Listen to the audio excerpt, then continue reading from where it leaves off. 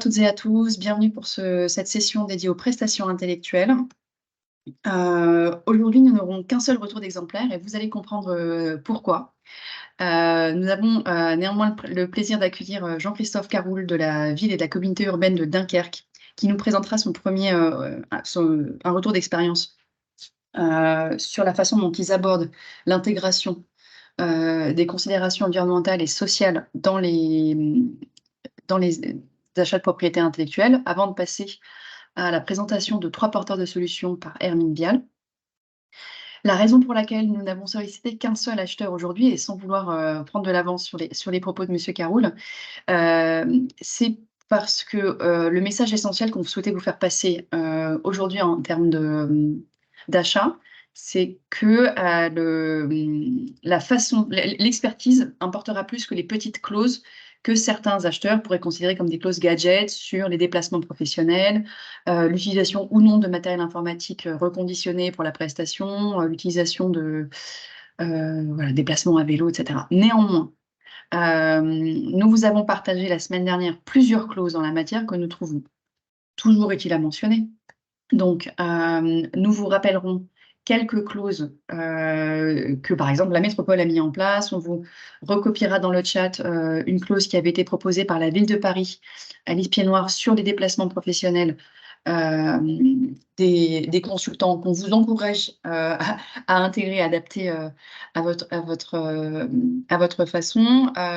Nous avons également, précisé dans le séminaire de la semaine dernière différentes clauses sur, le papier recyclé, l'impression et la façon dont on transfère les documents. Néanmoins, le message que nous souhaitions faire passer aujourd'hui, c'est que le cœur du sujet n'est pas là. Donc pour ne pas, avoir, un acheteur qui présente, des clauses, puis ensuite un de ses homologues, qui dit que là n'est pas le cœur du sujet, nous avons choisi de faire un seul retour d'expérience. Donc je passe la parole à monsieur Jean-Christophe Caroul, chef du service stratégie, performance et programmation de la direction de la commande publique mutualisée entre la ville et la communauté urbaine de Dunkerque. Nous avons 10 minutes de présentation avant de passer à un temps d'échange, par chat, mais vous pouvez dès à présent, poster vos questions dans le chat. Monsieur Caroul, la parole est à vous. Je vous laisse Merci. partager, vos slides. Alors, je vais partager mon écran. Alors, bonjour à tous et à toutes. Je vais vous parler donc de la problématique de l'achat responsable dans les marchés de prestations intellectuelles. Un sujet qui est, à mon sens, très, très intéressant parce que ça oblige à se poser un certain nombre de questions et à dépasser peut-être certains premiers réflexes rapides. Alors, je vais tempérer un peu ce que disait Madame Morisset, hein, les clauses gadget, oui, elles sont bien sûr, par définition, si on les qualifie de gadgets, peu intéressantes, mais travailler sur les conditions d'exécution, ça a quand même du sens. Alors, très rapidement, je passerai rapidement sur certaines diapos que vous aurez au travers du support qui vous sera partagé, notamment cette diapo qui explique un petit peu qui je suis, dans quelle collectivité je travaille. Simplement, très rapidement, dire que je suis un cadre de la direction de la commande publique, de la collectivité communauté urbaine de Dunkerque et aussi de la ville de Dunkerque, hein, qui ont créé plusieurs services communs qui ont mutualisé un certain nombre d'activités. Et je suis par ailleurs très, très présent dans un certain nombre de réseaux professionnels. Alors, vous le savez tous, hein, les obligations de la loi climat et résilience vont nous obliger à un moment à changer de braquet, à aller plus vite, plus loin par rapport à la prise en compte du développement durable dans nos achats, alors notamment les conditions environnementales, sachant que là, ça sera impératif. Tous nos marchés devront être teintés de considérations environnementales, soit au travers des spécifications techniques, des conditions d'exécution et également au travers de l'obligation d'avoir au moins un critère qui prendra en compte les caractéristiques environnementales de l'offre. Il n'y a pas de dérogation à ça, contrairement au social, où là aussi il y a cet appel du pied à intégrer des considérations sociales dans nos achats, mais la loi a intégré un certain nombre d'exceptions, pour lesquelles d'ailleurs on pourra éventuellement considérer qu'elles peuvent concerner notamment des prestations intellectuelles, notamment peut-être la troisième considération qui dit que si la prise en compte de considérations sociales amène à rendre techniquement ou économiquement plus difficile l'exécution de la prestation, on peut faire l'économie de la considération sociale, ce qui pourrait être un peu parfois le cas pour des questions d'ingénierie et d'expertise à mobiliser. Alors, le premier réflexe que certains acheteurs ont déjà mis en œuvre, et c'est déjà un premier étage de la fusée, c'est de regarder un petit peu les conditions d'exécution et concrètement, quand on parle de prestations intellectuelles, qu'est-ce que ça implique? Ça va impliquer notamment des déplacements, ça va impliquer des livrables. Et donc, on peut s'intéresser à essayer de regarder si ces deux types d'activités ou ces deux manifestations d'un achat de prestations intellectuelles sont faites dans des considérations acceptables. Là où, à un moment, le discours que je vais avoir, c'est de vous dire, attention, on ne doit pas s'arrêter là. On ne doit pas peut-être aussi rater certains sujets qui sont peut-être plus importants, notamment parce que les conditions d'exécution euh, peuvent avoir un impact dans la réalité et une valeur qui reste quand même relativement faible, même si à un moment, les petits ruisseaux font les grandes rivières. Alors, ça reste quand même aujourd'hui le réflexe de beaucoup d'acheteurs, dont la communauté urbaine de Dunkerque. Mais je voulais essayer de vous dresser cette vision de dire quand vous achetez une prestation intellectuelle et quand vous intéressez à la prise en compte du développement durable, il y a deux perspectives. La première, c'est travailler sur le quoi. Le quoi, c'est véritablement le fond, la prestation qui va être rendue, l'objet du marché. Et à côté, il y a le comment qu'on associera aux conditions d'exécution. Et je pense, je suis même persuadé que le quoi est plus important que le comment en l'espèce, et qu'il faut donc essayer de regarder comment vous pouvez verdir les prestations intellectuelles au regard de l'objet même de la prestation, de la prestation qui est confiée. Donc, posez-vous la question, quel est le sujet? Est-ce qu'à un moment, ce sujet peut intégrer du développement durable ou doit rentrer en résonance avec des considérations de développement durable?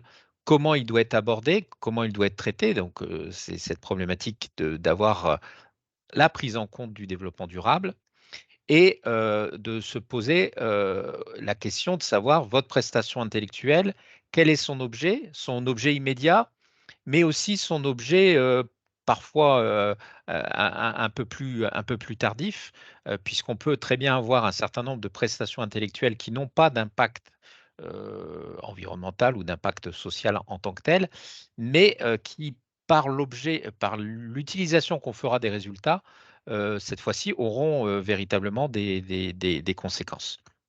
Et notamment, quand je regarde un petit peu les prestations intellectuelles qu'on peut passer de notre côté, notamment pas mal d'assistance à maîtrise d'ouvrage, je constate que plusieurs d'entre elles sont des précurseurs d'autres achats à venir.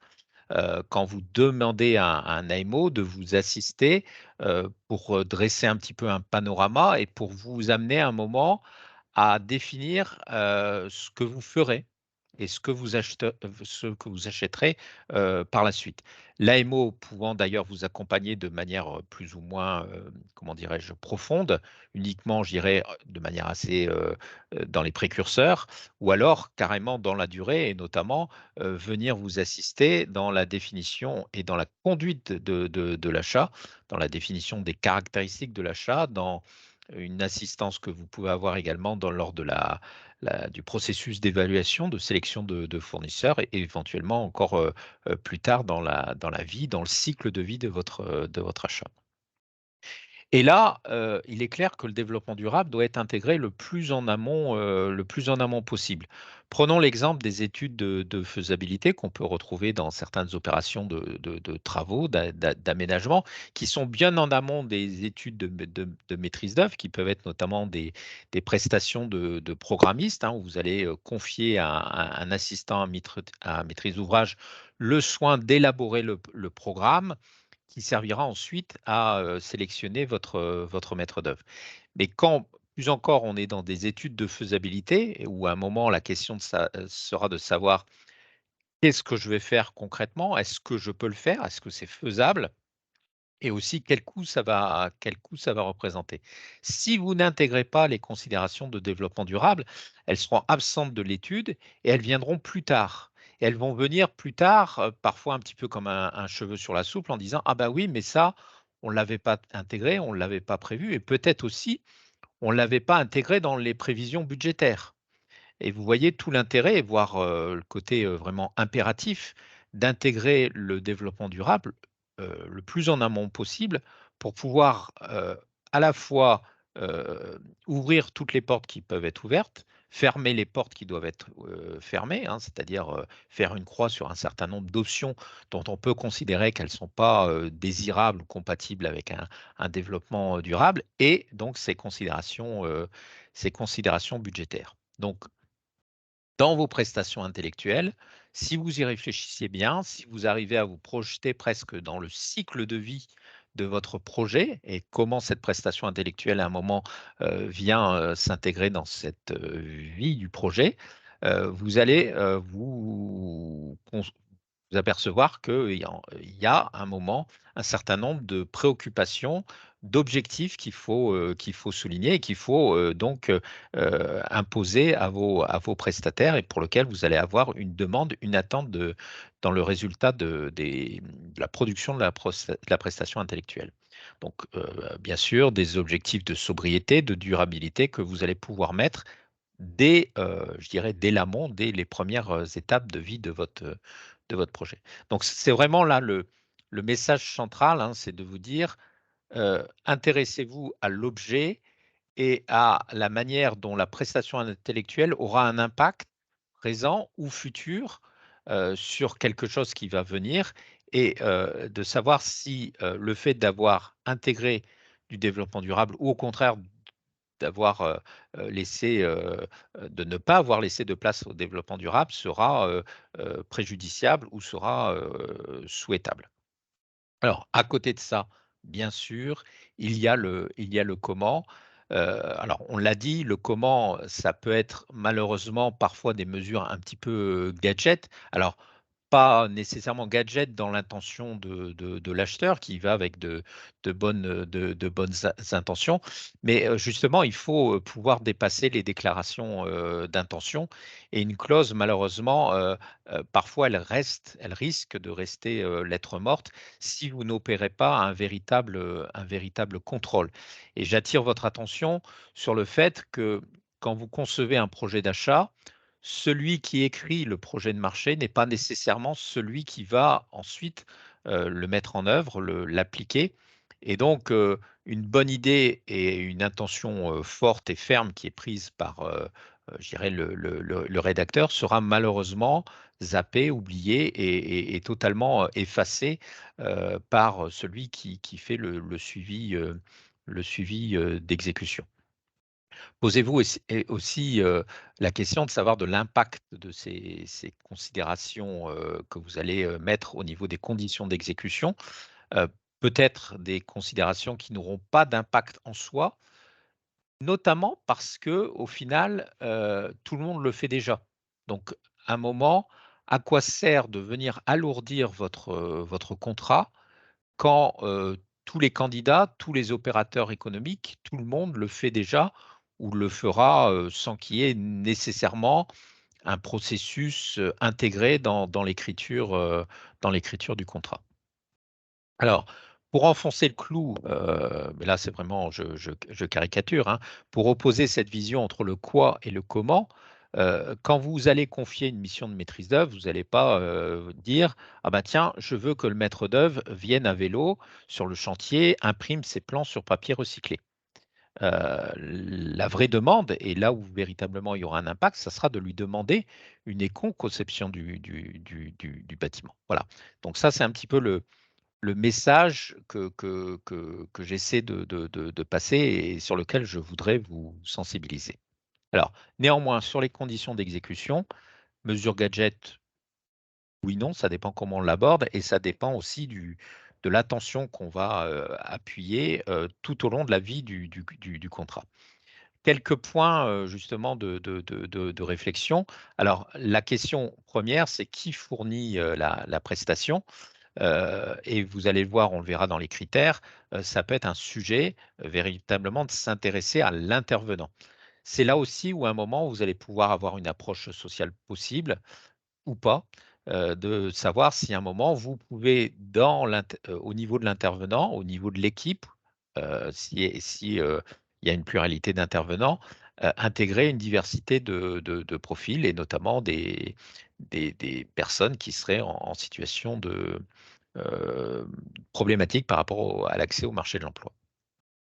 Posez-vous la question de savoir, comment le prestataire, travaille de son côté, mais aussi comment il va travailler avec vous et ça, c'est souvent d'ailleurs un sujet important et c'est là où à un moment le bas blesse parce que quand on est tout seul dans son coin, on arrive à faire des choses, intéressantes.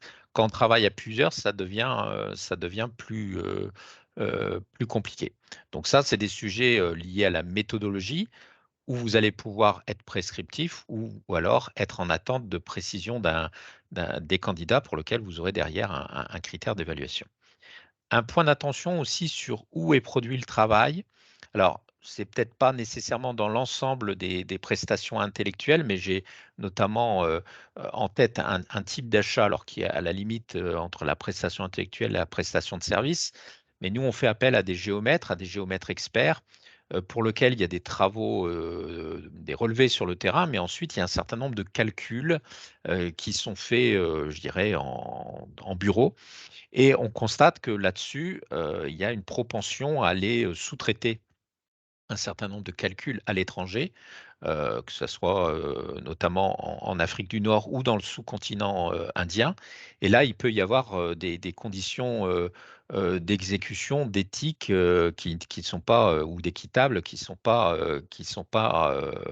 hem, souhaitables, hein, sur lequel il peut y avoir, donc un moment, une intention à avoir, sachant qu'en plus, là encore je parle, d'expérience, on n'a pas nécessairement des sous-traitances déclarées, c'est plus souvent de la sous-traitance occulte. Une petite digression également sur la problématique, des données. Alors là, on est à la limite, hein, des problématiques d'achat responsable. Moi, j'ai tendance à mettre quand même, cette thématique dans le périmètre de l'achat responsable. Alors pas nécessairement développement durable, mais achat responsable vraiment au sens le plus large possible et donc les questions de RGPD qu'il va falloir à un moment aussi traiter avec attention dans vos, achats de prestations intellectuelles.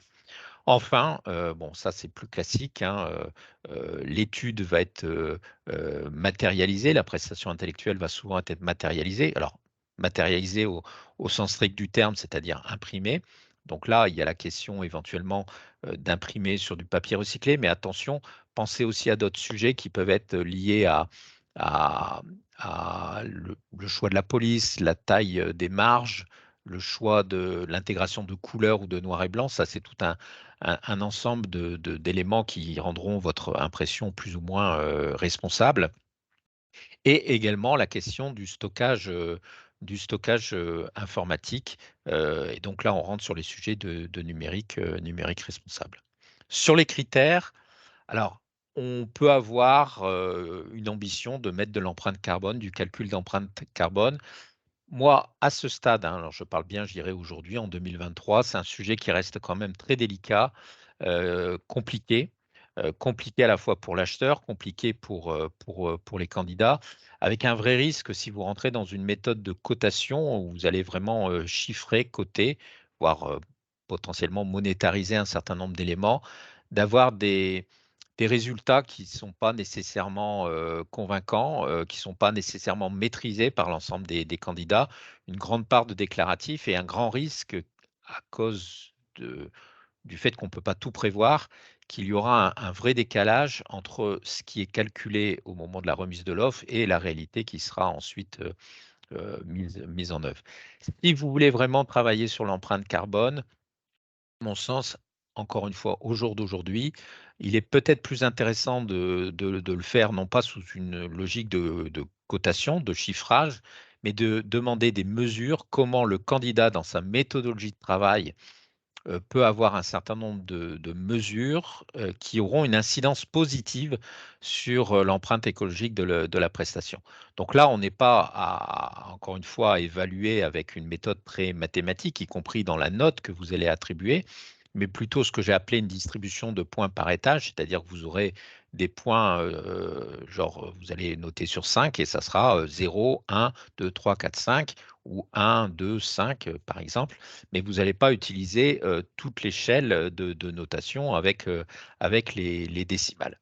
Avec, pour moi 2 éléments à un moment à apprécier, c'est bien sûr la pertinence, éventuellement aussi le caractère innovant de la proposition qui est faite par le candidat, mais que j'associerai également avec un sujet de vraisemblance ou de garanties qui seront apportées pour qu'on dépasse un peu du déclaratif et qu'on ait quelque assurance que ça se traduira dans la réalité des faits au moment de l'exécution du contrat. Alors, je vous le dis aujourd'hui, nous, c'est un sujet pour lequel on est très prudent, on y va peu ou pas, notamment sur les achats de prestations intellectuelles pures, et on préfère pour l'instant se focaliser sur, l'expérience, du prestataire. Alors, du prestataire, individuellement parlant, hein, de l'intervenant, pour lequel donc on demandera et on aura un critère ou un sous-critère, sur la qualité des intervenants, et on pourra demander donc à avoir, une vision sur, sa capacité à prendre en compte, du développement durable, soit au travers de diplômes, d'expériences, de références qu'il a pu avoir dans le passé.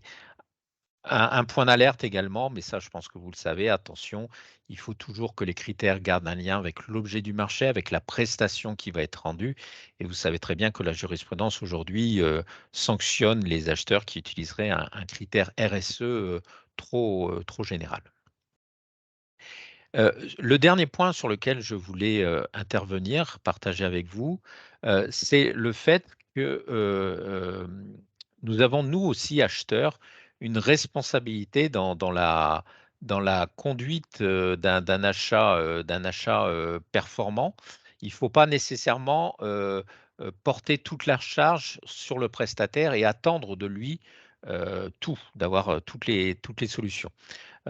Et j'en veux pour preuve un exemple que j'ai tiré d'un guide sur les achats de communication, que je vous ai cité dans la dernière diapo en bibliographie, qui démontre que quand vous demandez à une agence de communication de faire au niveau de l'offre une première esquisse, un premier travail d'esquisse graphique ou d'esquisse de stratégie, chaque candidat va produire ce travail et va, quelque part générer de l'empreinte environnementale. Si vous le faites en procédure ouverte, vous allez avoir potentiellement un nombre important de candidats qui vont multiplier cette charge, environnementale. Alors que si vous travaillez en procédure restreinte, elle sera plus vertueuse parce que vous aurez fait un premier filtre en vous assurant que le travail, l'agence a une certaine, probabilité, en tout cas des chances d'avoir véritablement, votre marché, et ça sera que ces happy few qui vont, fournir le gros travail et donc créer de l'empreinte environnementale. Un point également sur, l'égalité femmes-hommes ou plus largement sur un certain nombre d'aspects sociaux, notamment, sur la programmation des réunions, et là souvent ça reste quand même vous, qui avez la main, selon le choix des dates, le choix des horaires. Donc c'est une responsabilité de la collectivité, et là vous allez, potentiellement, freiner, l'accès d'un certain nombre d'intervenants intervenants ou intervenantes qui auront des charges de famille. Le dernier point, la dernière idée que je voulais soulever, alors qui est peut-être une idée un petit peu disruptive, puisqu'on parle d'économie circulaire.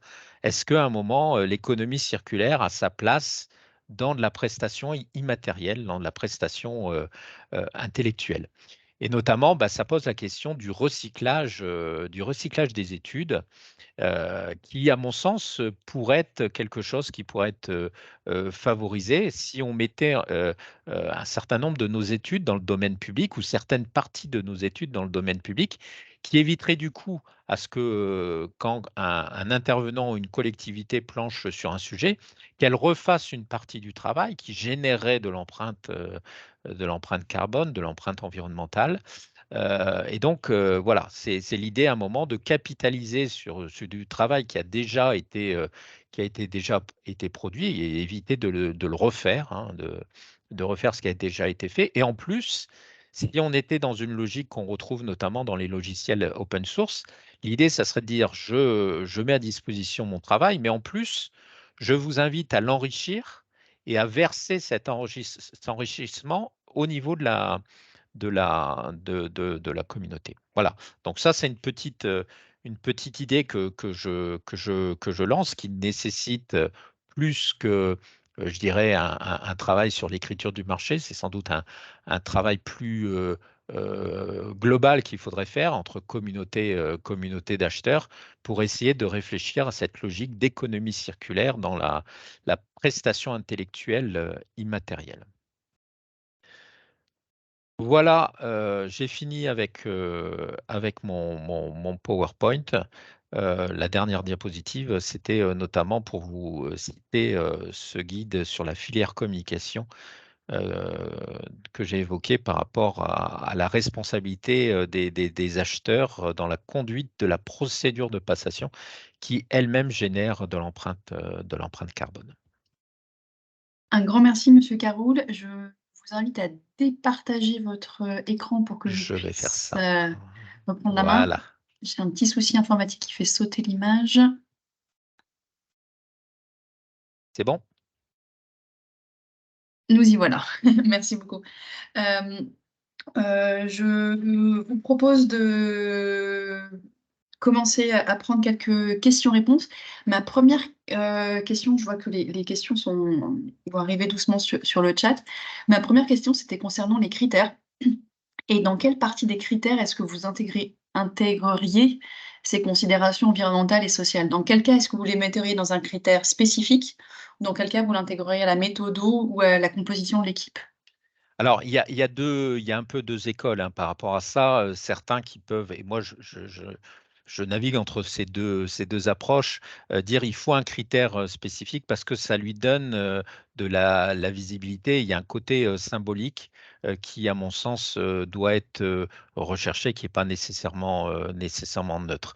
Néanmoins, là-dessus, j'ai tendance à considérer, en tout cas par rapport selon les critères qu'on va utiliser, notamment si on s'intéresse à la méthodologie et à l'expérience, la qualité des intervenants. Nous, on a plutôt tendance à le mettre dans un critère global, critère valeur technique, avec des sous-critères, notamment donc un sous-critère qualité de l'intervenant, dans lequel on ne va pas nécessairement d'ailleurs subdiviser encore avec son expérience liée au développement durable. Mais voilà, aujourd'hui, on est plutôt sur une intégration, tout simplement parce que c'est quand même bien intégré tout ça. On parle de CV de l'intervenant, on parle de méthodologie, et par ces prismes-là, on va à la fois juger de la valeur technique en tant que telle et également de l'approche développement durable. Très bien, merci beaucoup. On avait une petite remarque sur la question de la propriété intellectuelle dans le cadre de partage des ressources. Alors, juste là-dessus, bien sûr, justement, ça vous invite à un moment de réfléchir. Si vous voulez être dans cette logique d'open source, il faut poser un cadre de propriété intellectuelle qui fait qu'il y a bien une concession des droits de propriété intellectuelle qui, d'ailleurs, je dirais, est opposable aux deux parties.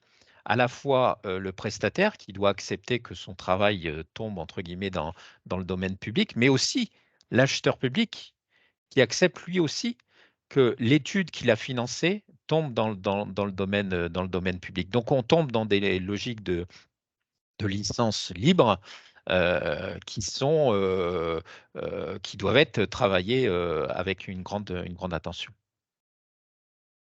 Très bien. Alors, à la lecture du chat, je pense qu'il y a pas d'autres questions sur le fond. Sur la forme, oui, évidemment, le PowerPoint de Monsieur Caroul sera intégré à la présentation globale du webinaire et donc posté sur Rapide.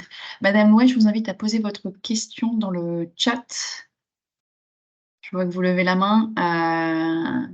Pour des raisons d'enregistrement, on a du mal à donner la parole de vive voix.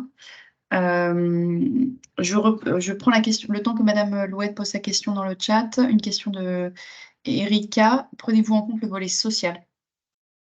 Alors aujourd'hui, honnêtement, sur nos prestations intellectuelles, si vraiment on est sur le strict prestation intellectuelle, malheureusement, on bute sur deux problématiques. La première, c'est l'expertise et l'ingénierie qui est attendue, qui rend difficile donc une intégration de considérations sociales, en tout cas par rapport au public défavorisé. Et d'autre part, le format de l'équipe. Souvent, on est sur une équipe qui est quand même assez resserrée et sur lequel, voilà, il n'y a pas nécessairement, aujourd'hui, quand on regarde l'intégration notamment qu'on peut faire de clauses d'insertion, ça sous-entend qu'il y a un volume de main-d'œuvre important et une capacité à intégrer dans ce volume de main-d'œuvre important une partie de prestations qui ne nécessitent pas nécessairement une qualification forte et une capacité d'apprentissage, d'acquisition en cours de route. Ce n'est pas le cas nécessairement en prestations intellectuelles. Néanmoins, c'est un vrai sujet parce que pour moi, il faut nécessairement essayer de penser le sujet de manière globale et pas avoir des sortes de, alors le terme est un peu fort, hein, de ghetto, de dire ben voilà, c'est réservé aux travaux, à certains métiers. Ça serait dommage parce que ça condamnerait les gens à aller dans ces métiers-là. Et par ailleurs, dans certains de nos dossiers, notamment ceux qui sont financés par l'ANRU, on doit avoir un minimum de clauses sociales et l'assiette intègre également les marchés d'ingénierie. Donc, soit on arrive à mettre ça dans des clauses sociales dans nos marchés d'ingénierie, soit malheureusement, elles ne les intègrent pas, ce qui nécessite d'augmenter l'effort sur les autres marchés. Il y a eu quelques collectivités hein, qui se sont essayées et qui peuvent parfois, il peut y avoir, je dirais, un peu un mécanisme d'opportunité parce que la personne qui toque à la porte, il n'y a pas de raison qu'elle était en difficulté d'accès au marché de l'emploi. Elle a des diplômes, mais elle a quelque chose à un moment qui l'a bloqué. Et là, on peut peut-être arriver à ouvrir la porte, mais c'est quand même compliqué. Très bien. Merci beaucoup, Monsieur Caroul. Je ne vois pas la question de Madame Louette. Et je ne vois pas d'autres questions, un commentaire sur l'intégration des personnes seniors éloignées de l'emploi mais qui ont de l'expérience. Alors, juste sur les seniors avec expérience, alors, Ils ne rentrent pas dans la catégorie euh, insertion. alors Et si, s'ils sont s'ils éloignés de sont l'emploi, mais chômeurs longue durée, s'ils si en sont chômeur chômeurs longue longue durée, mais durée, c'est pas il faut il n'y a que, pas de critère voilà. d'âge. Donc, à un moment, déjà, il y a la question quand même d'élargir peut-être la base, l'assiette des personnes éligibles au dispositif. Nous, on est en train de réfléchir au niveau de notre futur SPASER là, qu'on est en train de réécrire avec la ville, à mettre en place, à favoriser l'intégration de jeunes en apprentissage ou en alternance. Et ça, ce n'est pas nécessairement le public classique des clauses d'insertion, notamment des personnes qui sont toujours dans le circuit de l'éducation nationale. Donc voilà, à un moment, il faut là aussi quand même qu'on se pose la question de dire, sortons un petit peu des chemins convenus, essayons de trouver des solutions innovantes. C'est un sujet qui peut notamment être, particulièrement intéressant, cette intégration de forces vives et d'apprentis dans les métiers, notamment sur les métiers vieillissants. On rencontre des problématiques au niveau métropolitain sur les ascensoristes, où on sent qu'il y a une partie, très expérimentée qui va arriver à la retraite avec des difficultés de recrutement. Donc, sur le territoire métropolitain, on appuie tout à fait on va dans le même sens que vous complètement sur, cet, intérêt pour l'intégration d'apprentis. Et un dernier commentaire, de madame Chauvet de Toulouse Métropole. Notre facilitateur, Toulouse Métropole Emploi, nous demande d'intégrer des heures d'insertion sur la maîtrise d'œuvre. Sont visés les dessinateurs et les projeteurs. Donc effectivement, ce n'est pas que du travail, manuel, type, construction, comme on peut s'y attendre. Alors, j'ai pu siéger dans le jury des trophées de la commande publique l'an dernier. Et donc, j'ai vu qu'en effet, il y avait quelques collectivités qui avaient présenté des dossiers où l'objet, c'était l'intégration de clauses d'insertion dans des marchés de prestations intellectuelles, et notamment cette problématique des dessinateurs projeteurs avec une réalisation concrète d'une personne qui était handicapée, hein, physique, mais qui du coup pouvait très bien exercer le métier de dessinateur projeteur.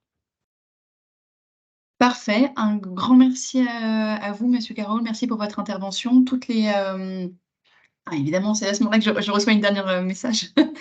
Hem, un message de madame, Kaoula D. Monsieur Caroul indiquait que les appels d'offres restreints seraient moins polluants en termes d'empreinte carbone, notamment pour des études graphiques ou stratégiques, mais je ne vois pas comment on peut orienter le choix de la procédure sous prétexte environnemental. Alors, là-dessus, soyons clairs, dans le droit de la commande publique, il y a une liberté totale d'opter pour une procédure ouverte ou une procédure restreinte, hein, quand elle existe sur ces 2 volets, donc appel d'offres ouvert, appel d'offres restreint, MAPA ouvert, MAPA restreint. Vous n'avez pas à vous justifier, et je dirais, là-dessus, ça fait déjà, indépendamment des questions environnementales, de dire l'intérêt de la procédure restreinte qui est de faire travailler ceux qui sont certains d'avoir le bon profil et donc de ne pas travailler à pure perte. C'est à la fois un sujet environnemental parce qu'on va les faire moins bosser, enfin on va faire bosser moins de gens, et d'autre part, il y a peut-être aussi une question d'attractivité parce que quand ils sont sélectionnés, ils ont plus de probabilité d'être attributaires, et si ils n'ont pas franchi le premier cap, ils n'ont dépensé entre guillemets que la charge de faire un dossier de candidature. Superbe. Un grand merci à vous, monsieur Garoul. Merci pour votre intervention, dont le support sera intégré à la présentation globale et posté sur le Rapide, sur l'espace, dédié du programme achat. Dans les jours à venir. Un grand merci à vous et Merci à vous. à très bientôt dans le programme achat. Je vais désormais passer la parole à Hermine Vial de l'Agence des économies solidaires filiale des Canaux, pour nous présenter 3 porteurs de solutions, en mesure de répondre, à vos marchés publics, en matière, de prestations intellectuelles. Hermine, c'est à toi. Micro. Voilà. Bonjour à tous, je disais merci beaucoup. Alors trois structures aujourd'hui qu'on a décidé de vous présenter. La première, alors ces 3 structures sont les entreprises adaptées, qui sont vraiment les structures de l'inclusion de l'ESS qui sont les plus représentatives aujourd'hui des prestations intellectuelles, même s'il en existe aussi dans d'autres statuts. La plus importante, je dirais, qui est Papillon de Jour, qui est une agence de com qui a été créée il y a 11 ans par Katia Diane, qui est la présidente fondatrice et qui a vraiment été précurseur en ce sens, puisqu'il y a 11 ans, c'était vraiment les sujets du handicap ne faisaient pas l'objet d'une attention aussi importante qu'aujourd'hui, je dirais. Elle a exercé à des postes responsabilité au sein de grands groupes et elle a souhaité, à un moment donné, fonder sa propre structure au service du handicap. Donc, depuis la création de cette structure, elle a accompagné plus de 70 personnes, certains salariés qui sont toujours là depuis sa création, d'autres qui sont partis effectivement rejoindre le milieu ordinaire. Et ce qui est intéressant dans cette structure, c'est qu'il parle véritablement de relations gagnant-gagnant avec ses clients. C'est-à-dire qu'il y a à la fois le projet sociétal, où quand vous passez, effectivement, les collectivités passent par effectivement cette structure. Il y a tout le projet sociétal qui est derrière, qu'elle soutient, mais il y a aussi les impératifs économiques et l'optimisation des budgets des différents clients de Papillon de Jour qui est aussi l'objectif. Donc, il y a vraiment cette logique de gagnant-gagnant que je trouve vraiment intéressante dans les achats inclusifs, les achats solidaires. Alors, au niveau de leurs expertises, elle est variée. On parle de stratégie de communication, de sensibilisation au handicap, création de sites web, de production de vidéos, community management, d'événementiel, team building. Donc, c'est extrêmement large. Et ils proposent aussi des produits, pareil, toujours en lien, effectivement, avec la communication, des agendas, des calendriers, des champagnes, chocolats, des fournitures de bureau également, des paniers garnis, des objets personnalisés, etc. Donc voilà, c'est vraiment la première agence de communication adaptée en France aujourd'hui. Je vais vous présenter une seconde agence qui s'appelle Innovenco. Alors, elle est également entreprise adaptée, comme j'ai dit. Elle comprend aujourd'hui 60 collaborateurs. Et ce sont 2 structures. Aujourd'hui, il y a à la fois Innovenco, enfin, c'est un groupe au sein de qui comprend 2 structures, Innovenco et Innovenco Handicap et Social Consulting, pardon. Une entreprise de consultants en situation de handicap, agréée ESUS, et une entreprise de consultants seniors également agréée ESUS. Leur idée chez Innovenco, c'est véritablement de lever les idées reçues des bons profils pour l'entreprise. Et effectivement, ils regrettent que certains cabinets parlent de diversité, soit au service de la diversité, alors qu'Innovenco témoigne être véritablement, ce qu'ils disent, voilà, c'est que nous, on fait la diversité au quotidien, via leurs salariés, via la communauté de leurs consultants et de leurs collaborateurs. Leur mission, elle est très diverse. On parle sur 2 pôles principaux, les prestations intellectuelles, des professionnels du consulting qui ont précédemment exercé dans de grands cabinets, qui peuvent vous accompagner en IT, en finance, et des prestations manuelles, administratives, où là, ils vont mettre à disposition des experts qui vont pouvoir œuvrer sur des différentes activités, du conditionnement, du back-office, de la numérisation, du courrier. Donc, c'est assez large. Les différents secteurs sur lesquels ils se positionnent est très large également. On parle de finance, e-commerce, du retail, de l'industrie, de la logistique. Donc, c'est extrêmement varié. Et il y a toujours cette dimension-là d'accompagnement social, qui est le cas de toutes les structures, les entreprises adaptées, d'accompagnement social, où là, ils insistent sur avoir un bilan complet, régulier avec leurs travailleurs pour assurer de leur bonne santé physique et mentale. Et à la fois, effectivement, un accompagnement professionnel. L'objectif, effectivement, de l'entreprise adaptée, c'est accompagner les travailleurs vers une sortie en milieu ordinaire, si c'est possible, si c'est le choix, effectivement, du salarié. Donc, il y a régulièrement un bilan de compétences qui est fait, qui est réalisé, et une mise à niveau effectuée si nécessaire.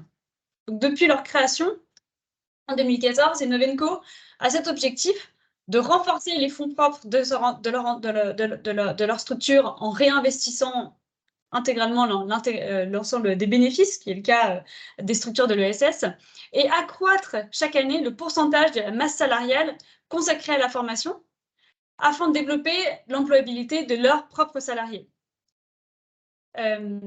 Et enfin, je dirais qu'il y a ces derniers témoignages qu'on partage nous aussi à l'agence des économistes leaders, où effectivement ils témoignent des retours de leurs clients qui disent à quel point les équipes internes d'Innovenco sont particulièrement à l'écoute, plus disponibles qu'un cabinet classique. Et c'est effectivement les retours que nous avons, nous aussi, des structures qu'on accompagne, des groupes, des collectivités qu'on accompagne, qui effectivement témoignent que c'est une relation de travail qui est différente et plus agréable de travailler avec des structures inclusives qui sont au service effectivement de l'humain avant tout. Et on va terminer ensemble avec une dernière structure, Upside, alors qui est une véritable success stories. Peut-être que vous la connaissez puisqu'elle est pas toute jeune, elle a été créée il y a plus de 40 ans dans les services du numérique et en particulier dans le secteur aéronautique. Donc elle a connu effectivement un formidable succès. Les premières années, ils n'ont pas dépassé une dizaine de salariés pendant ses débuts. Et aujourd'hui, l'entreprise adaptée compte plus de 3000 consultants. Et c'est assez rare pour une structure, une entreprise adaptée, mais elle est aussi à l'échelle internationale, puisqu'elle a 22 agences en France et 6 agences à l'international, à l'international, c'est-à-dire en Allemagne, en Belgique, au Maroc, au Portugal, en Suisse et même au Canada. Donc voilà, c'est assez rare, j'ai dit ça parce que usuellement, les structures de l'inclusion de l'ESS ont vraiment un ancrage territorial, un rayonnement local. Mais là, elle a réussi à s'exporter aussi à l'international avec différentes agences. Donc aujourd'hui, Upside a vraiment dépassé les frontières de son métier originel. Aujourd'hui, elle propose une palette de services qui va assez loin, jusqu'à l'accompagnement de projets assez pointus comme le lancement d'un nouvel hélicoptère, par exemple. Donc, elle est vraiment capable d'intervenir sur l'ensemble de cycle d'un projet, c'est-à-dire de l'idéation au maintien opérationnel en passant par le développement informatique et industriel. Et pour l'expliquer de façon plus simple, ou en tout cas plus ludique, le dirigeant parle d'IKEA en disant c'est un peu comme IKEA. Il y a pour un produit, un meuble IKEA, vous avez ceux qui conçoivent le produit, ceux qui le produisent, et entre les deux, il y a ceux qui réalisent la notice de montage. Et c'est ça, Upside, en réalité. La façon dont en tout cas, il l'explique au grand public. Donc, le métier phare de l'entreprise, c'est la manuf engineering, qui signifie en fait ingénierie mécanique, électrique, industrielle. Et c'est une telle expertise qu'ils en ont créé leur propre école en interne de techniciens, d'ingénieurs, qui est une structure qui est de formation Calliope, qui se nomme Academy by Upside. C'est un organisme de formation Calliope, ça je l'ai dit, et qui permet effectivement de pouvoir d'avoir un pool de salariés potentiels à recruter à l'issue de leur formation. Donc c'est un modèle qui est tout à fait intéressant. Et leurs clients principaux aujourd'hui, c'est des très gros clients, Peugeot, Lina, Orange, Dassault, également Airbus Hélicoptère. Donc c'est une vraie success story de la façon dont une structure de l'ESS du handicap peut effectivement rivaliser avec les capacités de structure du secteur ordinaire. J'ai terminé ces présentations. Je repasse la parole à Stéphanie. Merci beaucoup, Hermine. Pour conclure notre séance d'aujourd'hui, d'abord une petite parenthèse pour rebondir sur ce que disait Hermine en matière d'entreprise de services numériques et pour faire le lien avec l'intervention de M. Caroul. La métropole du Grand Paris a, il y a 2 ans maintenant, passé un MAPA dont un lot était réservé à la rédaction d'un site internet et le titulaire du marché s'est avéré être un groupement avec une entreprise adaptée qui faisait donc l'impact social venait aussi du fait qu'il s'agit d'une entreprise adaptée, mais aussi dans leur expertise, ils étaient en mesure de nous construire un site internet accessible et qui prenait en compte les difficultés ou les exigences de navigation de différents publics. L'impact est à la fois sur le quoi et sur le comment, pour reprendre la distinction de M. Caroul. C'en est terminé pour notre session d'aujourd'hui sur les prestations intellectuelles. On se retrouve bientôt, au mois de juin, sur notre prochaine famille d'achats qui sera autour du vélo. Donc, nous parlerons à la fois de mobilier urbain lié au vélo, de prestations au cours du vélo, de réparation de vélo, d'ateliers de sensibilisation du vélo. Donc, comme d'habitude, la famille d'achat sera envisagée via 2 webinaires. Un premier webinaire dédié aux enjeux circulaires et solidaires, aux clauses, des présentations de clauses et de critères sur cette famille d'achat. Et ce premier webinaire sera complété début juillet par un second webinaire de retour d'expérience. On vous laissera ensuite profiter de la pause estivale pour vous retrouver en septembre et octobre avec 2 webinaires sur des projets de déménagement. Ensuite, on vous retrouvera en novembre sur les écoles et les crèches avant de finir l'année sur un atelier unique dédié à l'économie de la fonctionnalité, une session qui sera un peu plus longue, 1h30. N'hésitez pas à vous inscrire au programme achat pour recevoir toutes nos invitations dans votre boîte email. Je vous remets le lien dans le chat. Les slides et la rediffusion seront disponibles sous peu sur Rapide. Je vous remercie de votre patience et de votre attention aujourd'hui. Très bonne journée et à bientôt. Merci.